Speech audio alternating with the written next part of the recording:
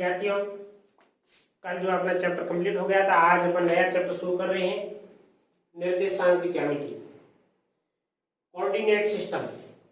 निर्देशांक ज्यामिति का अपने जीवन के अंदर भी बहुत उपयोग है और हर चैप्टर के अंदर भी ऐसे अपने जो है वो आपकी मैथ्स की जो है वो 10th क्लास की भी मैं बात करूं तो त्रिकोणमिति के अंदर भी इसका निर्देशांक ज्यामिति का उपयोग होता है और रैखिक समीकरण है जिनका भी अपन जो है वो उनका उपयोग करते हैं निर्देशांक ज्यामिति का। तो निर्देशांक ज्यामिति बहुत ही इंपॉर्टेंट टॉपिक है और इजी भी है और आप इसमें चाहे तो इसको जो है वो अच्छी तरह से यदि तैयार करें तो इसमें कोई गलती भी होने की संभावना न के बराबर रहती है। तो अपन चलते हैं, आपको मैं निर्देशांक ज्यामिति का परिचय इंट्रोडक्शन करवा देता हूं कि निर्देशांक ज्यामिति क्या है, इसका कैसे जो है वो इसकी उत्पत्ति हुई, किन किन का योगदान रहा और योगदान रहने पर इनकी क्या जो महत्वपूर्ण जो भूमिका है और इसका जो है वो सारांश क्या है और कहां से इसकी शुरुआत होती है। तो देखिए, केवल क्वेश्चन को सॉल्व करना ही चैप्टर जो है वो कंप्लीट नहीं होता है। तो देखिए, अपन शुरुआत करते हैं कि निर्देशांक ज्यामिति की उत्पत्ति कैसे हुई।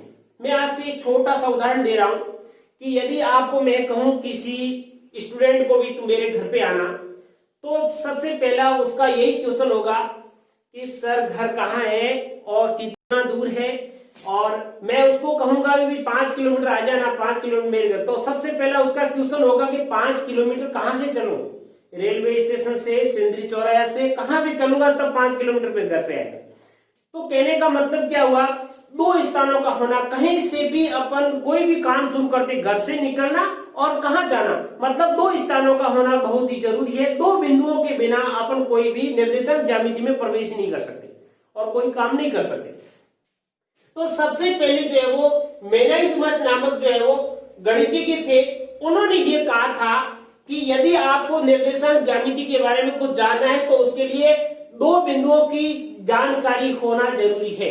दो बिंदुओं की आपको जानकारी होगी तब आप जो है वो इसके तल तक पहुंच जाओगे। लेकिन वहां तक भी नहीं, उसके बाद में उमर खयाम नामक गणितज्ञ थे, उन्होंने कहा था कि मेनाइजमस जो आप बता रहे हो जानकारी, वो जानकारी आपकी अपूर्ण है, अपूर्ण जानकारी है। अपूर्ण जानकारी, पूर्ण जानकारी क्या है कि दो बिंदुओं का होना जरूरी नहीं है, दो बिंदुओं के बीच में आपकी दिशात्मक जानकारी भी होना जरूरी है। बिना दिशा के आप जो है वो किसी गंतव्य एक स्थान से दूसरे स्थान तक नहीं पहुंच सकते।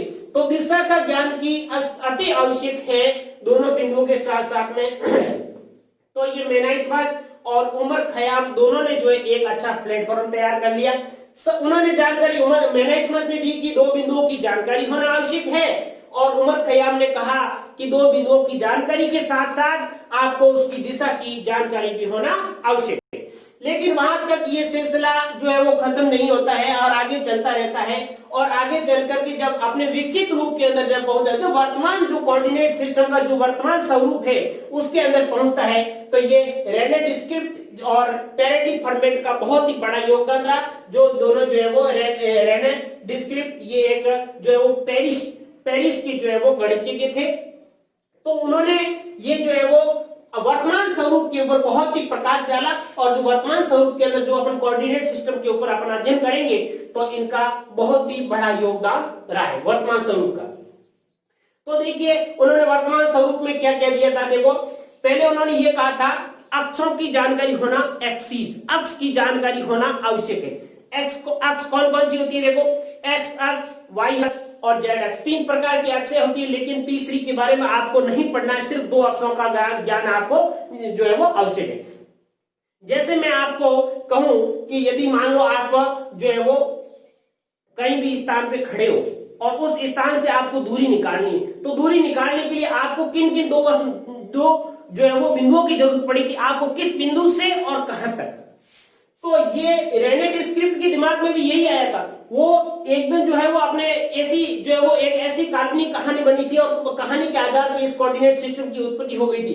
उन्होंने क्या है, वो मकान के अंदर सो रहे थे और छत के ऊपर देखा तो एक बिंदु दिखाई दिया। उन्होंने क्या दिखाई दिया, एक ऐसा बिंदु दिखाई दिया, ये मकान की छत थी और छत के ऊपर उनको कोई एक बिंदु दिखाई दिया। अब इस बिंदु को देखते देखते उनके दिमाग में ये आ गया कि इस बिंदु की दूरी इस दीवार की तरफ से कितनी है, इस दीवार की तरफ से कितनी है, इन दोनों ही जो है वो बिंदुओं से दूरी के आधार पे ये दोनों आपस में मिलेगी जब इनकी जो है वो इन सारे बिंदुओं की उत्पत्ति हो गई। मतलब ये आपका बिंदु है, ये एक दीवार जो उसको मान लिया x है, दूसरी y है, x अक्ष और y अक्ष के मिलान बिंदु है, वहां पे वो उसकी दूरी है। तो इस बिंदु की जानकारी प्राप्त करने के लिए उन्होंने जो बहुत ही अथक प्रयास किया, वो अथक प्रयास ही आज जो है वो वर्तमान का कोऑर्डिनेट सिस्टम जो है वो बना, और जिनकी अपने जीवन के अंदर और वैज्ञानिक रूप के अंदर और जो वो किसी भी क्षेत्र के डेवलपमेंट के अंदर इसका बहुत ही बड़ा योगदान रहा। जैसे गणित के अंदर माने और भौतिक विज्ञान के अंदर माने तो इसकी ज्यामिति जो है वो इसका कोऑर्डिनेट सिस्टम का बहुत ही बड़ा योगदान है। तो चलिए उन्होंने क्या क्या कहा, देखिए देखो उन्होंने कहा x अक्ष और y अक्ष, x अक्ष और y अक्ष इन दोनों का एक मिलान बिंदु है जिनको कहा गया मूल बिंदु। क्या कहा गया? मूल बिंदु कहा गया। और x अक्ष पे स्केल बनी हुई है और y अक्ष पे भी स्केल बनी हुई है। स्केल के अंदर भी देखो left and right, left side के अंदर आप आओगे मूल बिंदु से तो आपके जो है वो जो मान चलेंगे x अक्ष या y अक्ष के जो है वो, इसमें ये x अक्ष के चल रहे हैं तो माइनस में चलेंगे। इसको कहा गया क्षैतिज रेखा। क्या कहा गया? क्षैतिज रेखा।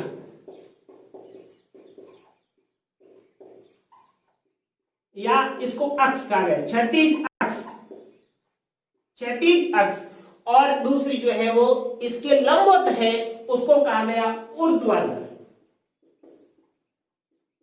ऊर्ध्वाधर अक्ष, ऊर्ध्वाधर अक्ष।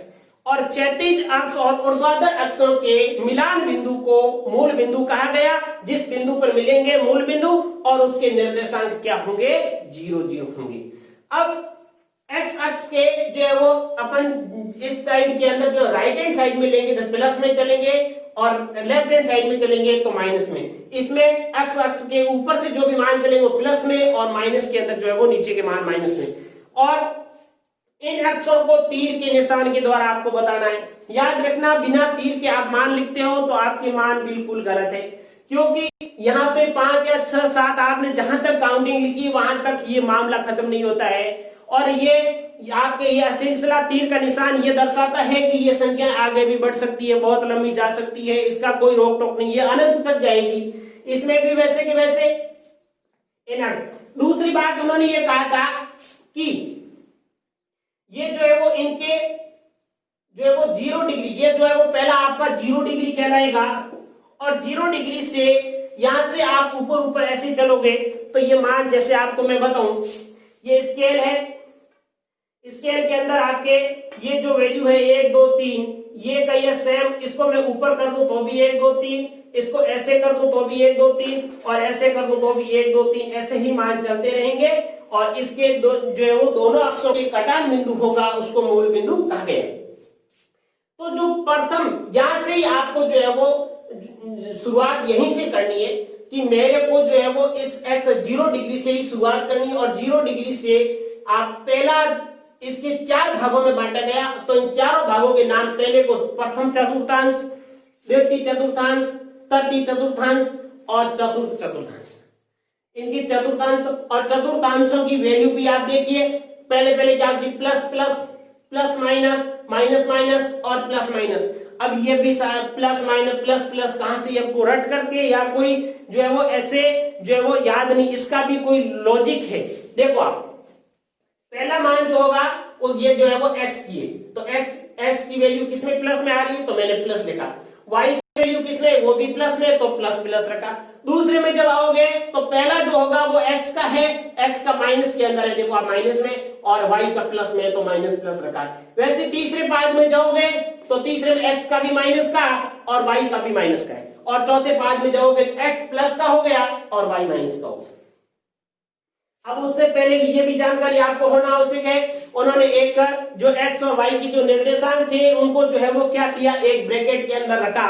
और ब्रैकेट के अंदर जो पहली जो मान रखा वो x का रखा और दूसरा मान रखा वो y का रखा। पहला मान किसका रखा, x का रखा, और दूसरा मान किसका रखा, y का रखा। और x के मान को भुज कहा गया और y के मान को कोटि कहा गया। x के मान को भुज और y के मान को क्वांटी।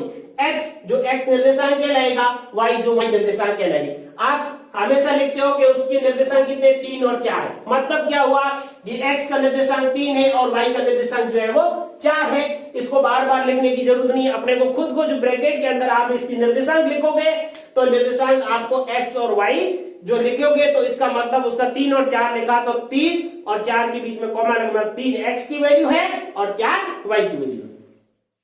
ठीक है ना। तो ये जो है वो आपके ऊर्ध्वाधर तल और क्षैतिज तल, ये चतुर्थांश, प्रथम, द्वितीय, तृतीय और चतुर्थ। अब ये कहा गया कि इसको प्रथम चतुर्थांश क्यों कहा गया, इसको द्वितीय क्यों कहा, इसको चतुर्थ क्यों कहा, तृतीय क्यों कहा, इसको चतुर्थ क्यों कहा। देखिए आपके जो गणना हुई, कैलकुलेशन हुई, वो हमेशा 0 डिग्री से शुरू होती है। कहां से होती है 0 डिग्री। 0 डिग्री से बड़ा 90 डिग्री गया, 0 से लेकर के और 90, 0 से 90 डिग्री तक ये प्रथम चतुर्थांश। फिर आपके 90 से लेकर के और 180, 90 से 180 डिग्री तक गया वो द्वितीय चतुर्थांश। फिर ऐसे कैसे तृतीय और चतुर्थ चतुर्थांश जो है वो कहे गए। तो इन चतुर्थांशों के यही रहेंगे, प्रथम चतुर्थांश, द्वितीय चतुर्थांश और तृतीय और चतुर्थ चतुर्थांश। इनके आपको वैल्यू पूछेंगे कि ये कौन सी कोई भी राशि आपसे पूछ ली जाए, जैसे मैं आपको सिंपल सा पूछ लूं कि 3 और 4 कौन से चतुर्थांश में है, 3 और 4 कौन से चतुर्थांश, ये 3 इधर पड़े 4 इधर पड़े, 3 और 4 कौन से में होंगे, दोनों ही प्लस के हैं, प्लस के कहां रहे प्रथम चतुर्थांश। तो ये आपका आ जाएगा प्रथम चतुर्थांश के अंदर। मैंने लिखा माइनस के 5 और माइनस के 3, दोनों ही राशियां माइनस की है, दोनों ही राशि के मतलब कौन से हुए, तीसरे के अंदर। तो इस प्रकार से आपको जो है वो ये देखना है कि ये कौन कौन से चतुर्थांश के अंदर होंगे, तो अपन रख सकते हैं। अब आइए बात कि दोनों बिंदुओं के बीच की जो है वो दूरी कैसे निकालते हैं। अब कोई भी दो बिंदु होगा, आपके जो लेवल की अपन बात करते हैं, जो 10th का लेवल है, उस 10th के लेवल्स के अंदर आपसे पूछा जाएगा कि जो ये दो बिंदु होंगे, कोई भी दो बिंदु मान लिया आपने, यहां मैंने ले लिया और यहां मैंने ले लिया, इन दोनों बिंदुओं के बीच की जो है वो आपसे दूरी पूछेंगे कि दूरी कितनी है। तो इस बिंदु पर आपका जो मान होगा वो मान हमेशा ऐसे होगा जैसे 7 और 2, तो 7 और 2, और इधर चलेंगे, इधर होगा 2 और 6। अब इन दोनों बिंदुओं के बीच की आपको दूरी निकालने के लिए आपके पास सिंपल फॉर्मूला है, जिसका क्वेश्चन हर साल पूछा जाता है, जिसका या तो वो दूरी सूत्र का पूछेगा, आपकी दूरी सूत्र निकालने का फॉर्मूला लिखिए, या कोई दो सिंपल बिंदु दे दिए जाएंगे और उनके मध्य की दूरी ज्ञात कीजिए, ताकि वो आपका यह भी परीक्षण कर ले कि इसको फॉर्मूला भी याद है और क्वेश्चन भी निकालना आता है। जो डिफिकल्ट जो क्वेश्चन होते हैं वो हमेशा जो है वो बहुत ही कम जो है वो चांस होता है पूछने का, जो है वो इजी वे के अंदर। सबसे पहले यही जो है वो आपका बोर्ड यही परख करता है कि आपको उस चीज के अंदर नॉलेज कितना है, न कि आपको डिफिकल्ट क्वेश्चन आता है कि नहीं आता है।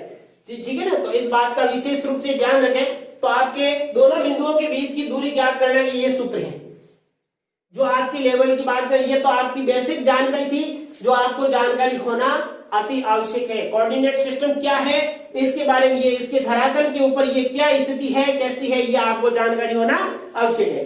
अब आपके आते हैं दो बिंदुओं के बीच की दूरी। फॉर्मूला x निर्देशांकों का अंतर और y निर्देशांकों का अंतर। x निर्देशांक x2 माइनस x1 का whole square plus y2 minus y1 का होल स्क्वायर, इसका आप रूट लोगे तो ये आपके दोनों बिंदुओं के बीच की दूरी आ जाएगी। तो इसको अच्छे से जो है वो ध्यान रख के करना, और कौन कौन से बिंदु कैसे है, क्या इसका जो है वो सिस्टम है। एक इसमें मैं जो है बता दूं आपको, एक क्वेश्चन आता है जो बहुत ही अच्छा क्वेश्चन होता है, लेकिन इसमें 1 नंबर का आता है सिर्फ, लेकिन वो जो है वो 90% बच्चे क्या कर देते, गलत कर देते। अब दो तरीके से पूछा जाता है कि बिंदु 3 और 4 की x अक्ष से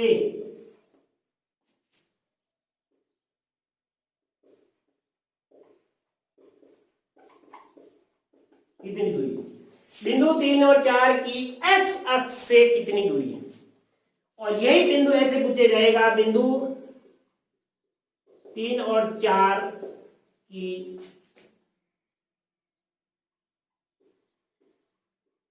एक्स अक्ष पर कितनी दूरी है। दो क्वेश्चन पूछ दिए उसने, क्या है दोनों सेम है। देखो बिंदु 3 और 4 की एक्स अक्ष से कितनी दूरी है और बिंदु 3 और 4 एक्स अक्ष पर कितनी दूरी है। अब दोनों में ही क्वेश्चन के अंदर बहुत ही अंतर है, रात और दिन का अंतर है, लेकिन जो है वो बच्चे जो है वो ज्यादातर बच्चे जो है वो गलती कर देते हैं कि ये दोनों प्रश्नों के अंदर बहुत अंतर है। देखिए बिंदु 3 और 4 की एक्स अक्ष से, ये आपकी एक्स अक्ष है, सिंपल सी बात है, ये एक्स अक्ष है और इस एक्स अक्ष से जो है वो एक्स अक्ष से कितनी दूरी पर, एक्स अक्ष ये है तो एक्स अक्ष पर कितना है, एक्स अक्ष पर तो 3 है, लेकिन एक्स अक्ष से दूर कितना है वो बिंदु, जैसे ये बिंदु कहां पे होगा 3 और 4, ये एक्स पर 3 और वाई पर 4, ये बिंदु यहां पर होगा। तो वो पूछ रहा है बिंदु 3 और 4 एक्स अक्ष से कितनी दूरी है, एक्स अक्ष से दूरी तो 4 है, एक्स अक्ष से दूरी कितनी है 4 है, तो इसका 4 आंसर आता है। इसका आंसर कितना आता है 4 आता है। और ये बिंदु 3 और 4 की एक्स अक्ष पर कितनी दूरी है, एक्स अक्ष के ऊपर कितनी दूरी है, एक्स अक्ष के ऊपर, एक्स अक्ष के ऊपर दूरी कितनी है, एक्स के निर्देशांक कितना है t, तो इसका आंसर आता है t। एक क्वेश्चन पूछा जाता है कि जैसे इसी को मैंने ऐसे पूछ लिया कि -3, बिंदु -3 और 4 की एक्स अक्ष से कितनी दूरी है, इसी के अंदर भी मैंने बिंदु -3 और 4 की एक्स अक्ष पर कितनी दूरी है, -3 और 4 कहां होगा पहले अपन देख, x का मान -3, x का मान ये -3 और y का मान जो है वो 4, ये y का मान जो है वो कितना होगा, ये 4 है, ये 4। अब आपसे ये पूछा है x अक्ष पर कितनी दूरी है, x अक्ष पर, तो x अक्ष की वैल्यू जो है वो 4 है, ठीक है, तो ये 4 ही होगी, इसका आंसर तो 4 ही आएगा, कोई फर्क नहीं पड़ेगा। अब ये x अक्ष पर कितनी दूरी पर है, तो ये माइनस की जो संख्या आगे आती है, बच्चे कंफ्यूजन होता है, 3 की जगह क्या लिख देते हैं -3 होता है, लेकिन दूरियां कभी जो है वो माइनस में, ये -3 तो क्या है 3 और उसकी निर्देशांक है, उसकी स्थिति को दर्शा रहे हैं, माइनस का जो चिन्ह है वो उसकी स्थिति को दर्शाता है, न कि उसकी वैल्यू को दर्शाता है। माइनस और प्लस ये आगे क्या कर रहे हैं, धरातल के ऊपर, तल के ऊपर वो उसकी स्थिति कहां पे है, उसकी जो स्थिति को दर्शाने के लिए उसका उपयोग किया जाता है, न कि उसकी वैल्यू को। वैल्यू तो उसकी 3 ही रहेगी। आपको कभी कहे ऐसे पूछा है कि माइनस के 3 सेंटीमीटर कोई दूरी खींचिए, क्या आप बता खींच सकते हो, नहीं खींच सकते। जब भी कभी कोई वैल्यू आती है, आप निकाल रहे हो दूरी का मान जो है वो आपके माइनस में आवे, तो आपको बेझिझक जो है वो प्लस का ही रखना है, माइनस तो होता ही नहीं। वैल्यू कोई भी जो है वो दूरी की जो है वो माप के अंदर जो है वो माइनस के अंदर नहीं होती है, तो इसका विशेष रूप से ध्यान रखें और विशेष रूप से ध्यान रख करके और आपस में जो है वो इसको कन्वर्ट करना। और ये दोनों क्वेश्चन जो है वो इस बार भी पूछा जाएगा, 100% कोई डाउट की बात नहीं है, ये क्वेश्चन आएगा मतलब आएगा। हर साल आप पीछे के जो 4-5 सालों के क्वेश्चन उठा के देख लो, जो है वो उस क्वेश्चन ये तो पूछा ही जाता है कि उसकी कितनी दूर है, या वो दोनों तरफ से पूछा जाता है, एक्स अक्ष से कितनी दूर है या एक्स अक्ष पर कितनी दूर है। पर और से का मतलब आप ऐसे कंपैरिजन करके देखना कि वो बिंदु जो बना रहा है वो बिंदु कितना दूर है, कौन सी अक्ष से पूछ रहा है, उसका विशेष रूप से ध्यान रखें और इसको जो है वो अच्छे से करें। नेक्स्ट जो है मैं आपको अब क्वेश्चन अपन सॉल्व करेंगे, तो इसका जो है विशेष रूप से अध्ययन कर ले, एक नहीं 2 बार इस वीडियो को देख ले, अध्ययन कर ले, आपको सारी जानकारी हो जाएगी और उसके बाद में जो अपन क्वेश्चन सॉल्व करें तो बहुत ही आसानी रहेगी। देखिए नेक्स्ट जो है अपन प्रश्न शुरू करते हैं। चलिए क्वेश्चन नंबर आपके फर्स्ट है कि जो डायग्राम बना रखा है, पिक्चर बना रखी है, उस पिक्चर में आपसे पूछा गया है कि P, Q, R और S इनके निर्देशांक ज्ञात करने हैं। बहुत ही इजी क्वेश्चन है और निर्देशांक ज्ञात करना बहुत ही कोई जो है वो डिफिकल्ट नहीं है, बहुत इजी है। देखिए सबसे पहले मैं आपको पहला P के निर्देशांक,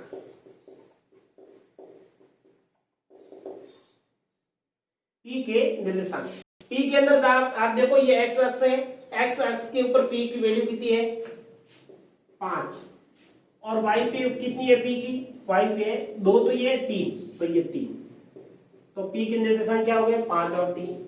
दूसरा है Q के निर्देशांक, Q के निर्देशांक क्या हो गए, देखिए पहले x अक्ष का देखो, x में कितना है 2, 4 माइनस के 4 और y का कितना है, y का जो है वो 6, तो माइनस और 6। उसके बाद में r का कितना है आर का देखो एक्स की वैल्यू कितनी है -3